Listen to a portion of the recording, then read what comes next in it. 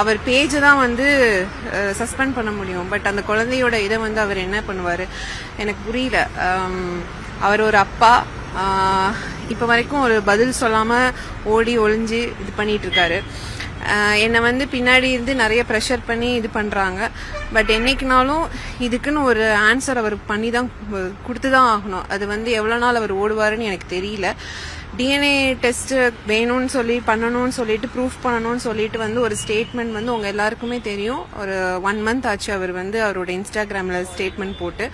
அதுக்கப்புறம் அதுக்கான பதிலும் நானும் கொடுத்துட்டு தான் இருக்கிறேன். இன்ஸ்டாகிராமில் வாங்கன்னு சொல்லி கூப்பிட்றேன்.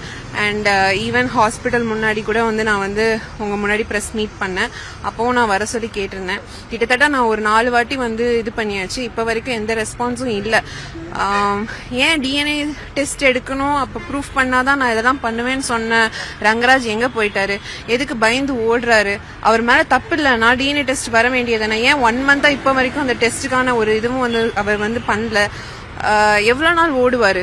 அவருக்கே தெரியும் இது அவரோட குழந்தை, டிஎன்ஏ டெஸ்ட் எடுத்தா மாட்டிப்பாருன்னு அவருக்கு நல்லாவே தெரியும்.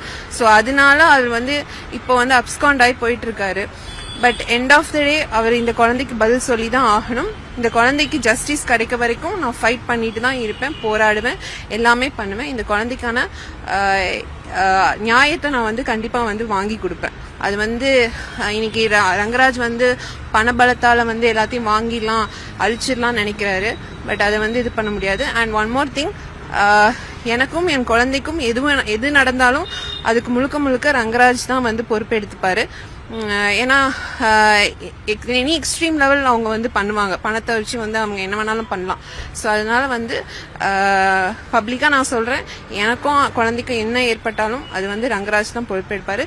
ஏன் ஈவன் என்னோட இன்ஸ்டாகிராமே அவங்க வந்து என்ன வேணாலும் பண்ணலாம். ஸோ அதுக்கான ப்ரிகாஷன்ஸ்க்கு நான் சைபர் கிரைமில் ரங்கராஜ் மேலே கம்ப்ளைண்ட் கொடுப்பேன். தேங்க்யூ. கொலை மிரட்டல் ஆமாங்க, எனி எக்ஸ்ட்ரீம் லெவல் போறாங்க. என்னோட நம்பர்ஸ் வந்து நிறைய பேருக்கு கொடுத்து மெசேஜ் பண்ண சொல்றாரு. அண்ட் மெசேஜ் பண்றவங்களுமே வந்து ரங்கராஜ் தான் கொடுத்தாங்கன்னு சொல்லி எனக்கு அனுப்புறாங்க. ஸோ அதெல்லாமே நான் வச்சிருக்கேன். அதெல்லாமே வந்து ரொம்ப சைல்டிஷ் பிஹேவியர். அதெல்லாம் ஏன் பண்றாருன்னு தெரியல.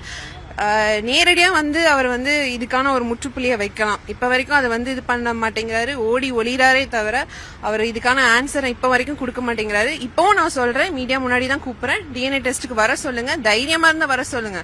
இப்ப வரைக்கும் 1 month ஆச்சு. அவர் வராததுக்கு காரணம் அவருக்கே தெரியும் இது அவரோட குழந்தை என்று. அது வந்து மாட்டிப்பாருல, ஸோ அதனாலதான் பயந்து ஓடுறாரு. ஸோ வரட்டும், பார்க்கலாம்.